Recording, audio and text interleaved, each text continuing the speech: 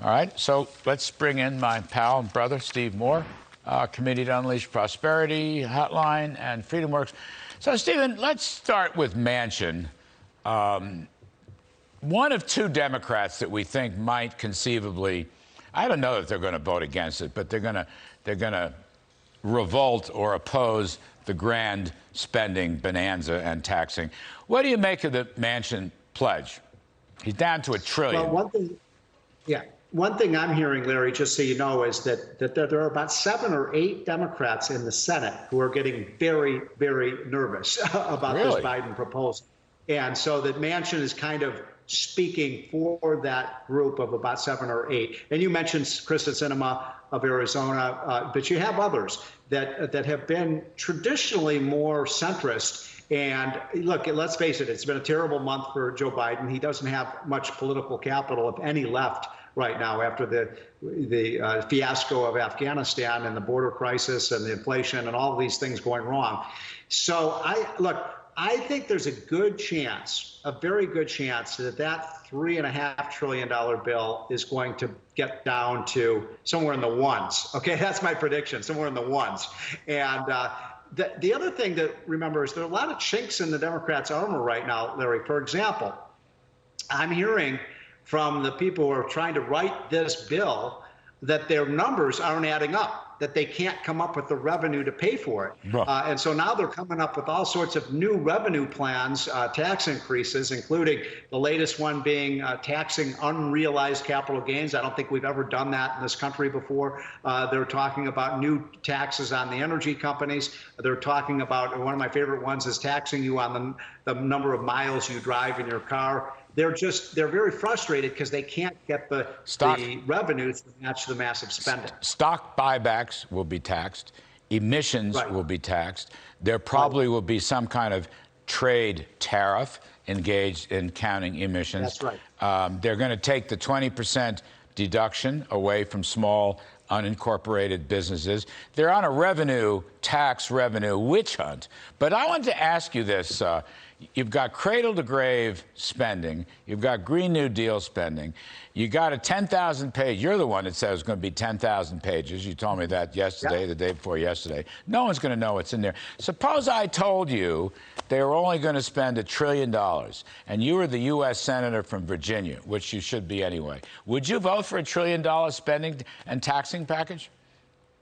Oh, no. We should be dramatically cutting government spending right now, not raising it. I'm still mad at those 19 Republicans who agreed to that flim-flam so-called infrastructure bill, which is really just a green energy initiative. No, normally when the crisis is over and COVID, thankfully, it looks like it's pretty much coming to an end, you would actually start reducing your government spending. By the way, you saw the number that came out today, Larry, 11 million open jobs in this country today, 11 million. The biggest challenge we have is getting workers back on the job. And this is a message you've been on for the last number of weeks and months. If you pay people not to work and give them all these welfare benefits and eviscerate the welfare reforms of the 90s, and then you tax people who do work, you're going to have a hard time getting people back on the job. So that should be priority number one. I don't see anything in this bill, Larry, do you, that is pro-work? Not a thing. Nothing that's pro-work, nothing that's pro-growth, nothing that's pro-prosperity.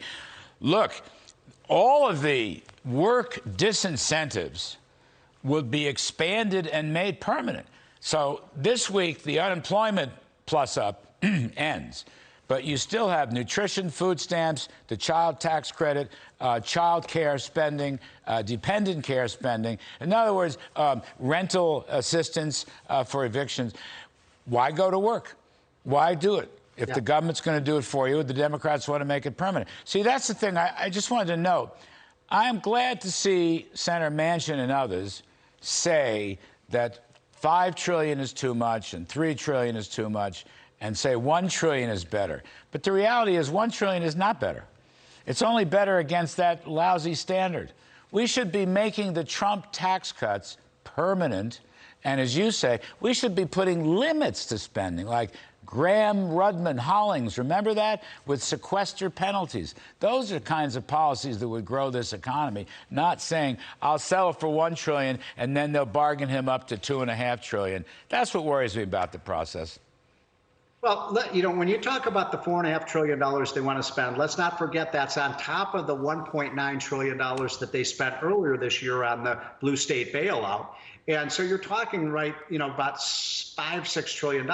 That comes out to about above $40,000 for every household in America. I mean, we're talking about enormous sums of money.